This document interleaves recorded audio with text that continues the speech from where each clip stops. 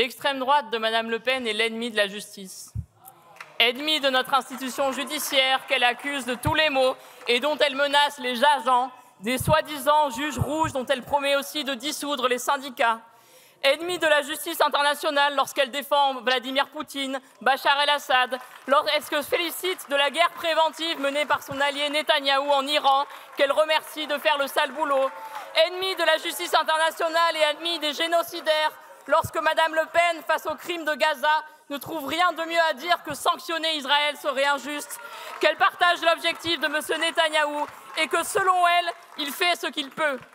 Ennemie de la justice internationale lorsque Mme Le Pen répète campagne après campagne que la France quitterait la Cour européenne des droits de l'homme sitôt qu'elle serait élue présidente, cour qu'elle s'est pourtant empressée d'annoncer saisir sitôt condamnée.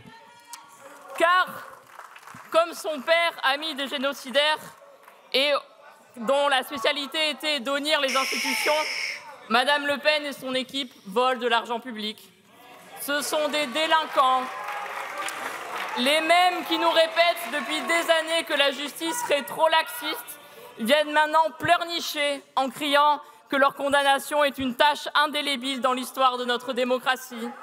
Les mêmes qui nous disent que la justice est trop laxiste lorsque, pendant les révoltes urbaines, elle condamne un homme à 10 mois de prison ferme pour vol par effraction en Réunion parce qu'il est sorti d'un magasin Monoprix avec une canette de Red Bull à la main, viennent nous dire qu'elle serait trop sévère pour Mme Le Pen.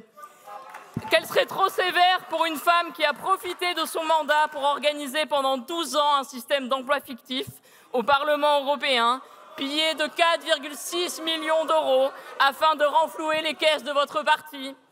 Rappelons-le, les magistrats n'ont fait qu'appliquer la loi en vigueur, appliquée dans une situation où Mme Le Pen et ses complices n'ont jamais avoué leur délit, n'ont jamais montré le moindre regret, ont continué à mentir et sont pour beaucoup des récidivistes, des délinquants qui peuvent aujourd'hui compter sur M. Ciotti, qui, freiné dans ses ambitions ministérielles par l'inéligibilité de Mme Le Pen, nous propose de modifier la loi pour que sa championne bénéficie d'une loi d'exception lors de son jugement en appel l'année prochaine, une loi de privilège où l'inéligibilité avec exécution provisoire et l'exécution provisoire en général continuerait à être le lot quotidien des justiciables ordinaires mais ne s'appliquerait plus aux élus délinquants.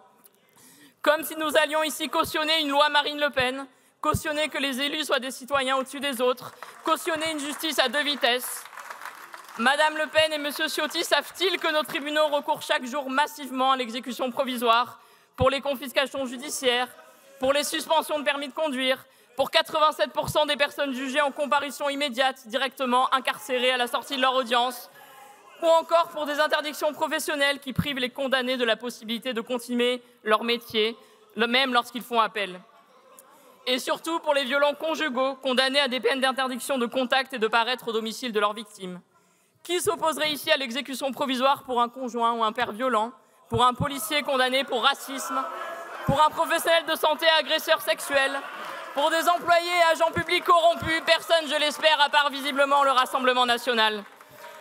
Il aurait été plus juste et plus subtil de proposer la création d'un recours en urgence contre l'exécution provisoire pour les justiciables en cas d'appel, pour que tous les justiciables soient égaux devant la loi, pour que le droit fondamental à un recours effectif soit respecté pour tout le monde. Mais être juste et subtil ne fera jamais partie du référentiel de l'extrême droite, qui préférera toujours partialité arbitraire et grossièreté.